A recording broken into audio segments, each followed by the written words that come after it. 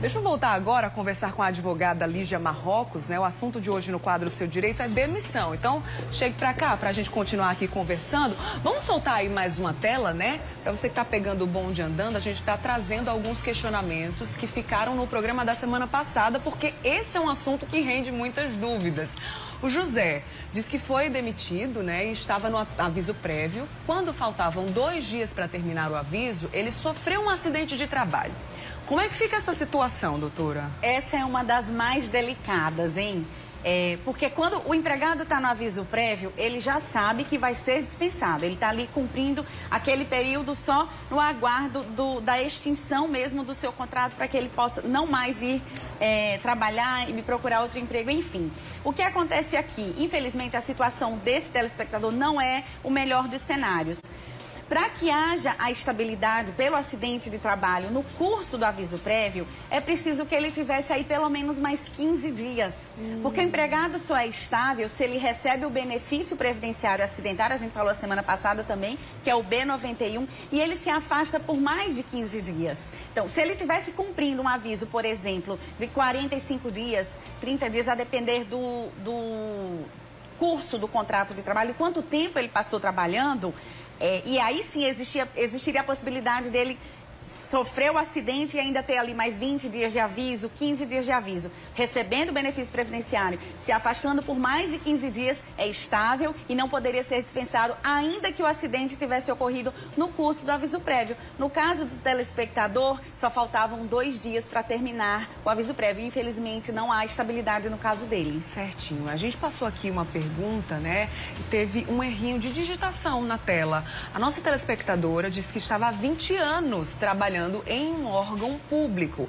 Ela disse que precisou se ausentar para tratar um problema de saúde. Quando estava terminando o atestado, ela soube que foi demitida sem justa causa. O contrato foi realmente cancelado. A gente tinha informado 20 dias. Muda aí, né, doutora? 20 dias não são 20 anos, né? Embora ela permaneça naquele mesmo cenário de prestadora de serviço e não tenha estabilidade, mas num contrato de 20 anos houve recolhimento previdenciário, a depender do órgão público, né? Houve também pagamento de FGTS. Então, todo esse período, ela teve proteção, ela precisa receber essas verbas. Ela pode procurar, inclusive, o auxílio da Defensoria Pública. Certinho. Mais uma tela aí, agora sim. Vamos trazer mais um questionamento. Agora do Elivaldo de Souza. Ele disse que tem carteira assinada, sofreu um acidente de trabalho. A empresa mandou ele para o INSS e depois de 3 meses ele teve o auxílio negado porque a empresa entrou na minha CAT. Como resolver isso, então, nesse caso, né? Eu penso que aí houve alguma falhazinha na digitação. Ele não conseguiu auxílio porque a empresa talvez não tenha emitido a CAT. Porque um requisito CAT é o comunicado do acidente de trabalho. As empresas têm a obrigação de comunicar, é um documento formal. É a formalização do acidente de trabalho. Então, é um requisito, ela reconhece que aquele empregado se acidentou em suas dependências, para que a partir daí o empregado possa procurar o INSS, receber o benefício e se afastar com a proteção previdenciária. No caso dele, se essa empresa não emitiu a CAT, veja bem como é que ele vai ter o reconhecimento do acidente de trabalho. Né? O requisito, a premissa básica não foi cumprida, que é a emissão da CAT. Ele precisa conversar lá na empresa, ver se eles ainda podem emitir essa CAT para que ele tenha a proteção previdenciária. Ele ficou 3 meses sem a proteção da empresa, porque ele não estava podendo trabalhar, e não conseguiu a proteção previdenciária porque a empresa não emitiu a CAT. Precisa, né, retornar, então, a empresa e tentar sempre naquele nosso papo do acordo, da conversa, porque se realmente foi um acidente, ele precisa da emissão dessa CAT. Certinho. Mais uma dúvida que chegou hoje, tá? Trazendo agora para vocês. A nossa telespectadora diz que trabalha há 1 ano e 4 meses. Agora, preste atenção que essa é uma dúvida muito recorrente e uma situação bem frequente, tá? Ela diz que trabalha há 1 ano e 4 meses. Se ela for demitida, qual direito ela tem se não é registrada em carteira? Todos os direitos. A formalização do contrato de trabalho na carteira é o direito básico, né, dos trabalhadores. Ainda que essa carteira não seja assinada, ao final do contrato, é de bom tom, é de bom grado que a empresa proceda ao cálculo das verbas rescisórias. 1 ano e 4 meses, né? Isso. Ela tem direito já a férias, ela tem direito a 13º, isso aí já dá 1 ano de trabalho, ou seja, completou o período aquisitivo. Então, férias, 13º, inteiros e proporcionais.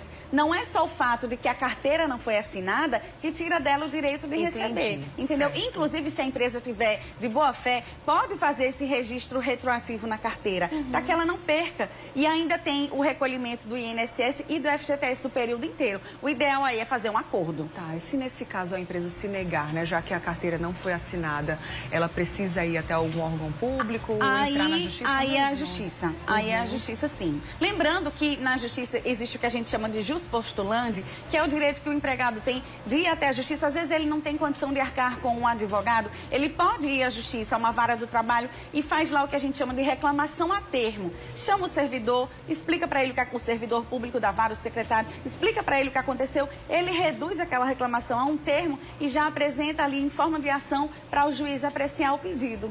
A gente começou o quadro Seu Direito hoje falando sobre a questão das gestantes. E aí sim, aí é que surgiu um monte de pergunta aqui no nosso WhatsApp. Acho que dava para render até um programa só de sobre gestantes, isso, né, doutora? Mas um telespectador aqui que eu acredito que seja um empregador, ele falou o seguinte: e uma grávida que coloca vários atestados, mas fica postando fotos nas redes sociais curtindo em baladas, casas de shows, bares, há alguma justificativa na lei para enquadrar essas condutas como justa causa ou sem justa causa? E aí, doutora? Lembra que eu falei pra você que redes sociais também é um tema muito bom pra gente trazer aqui em outras oportunidades.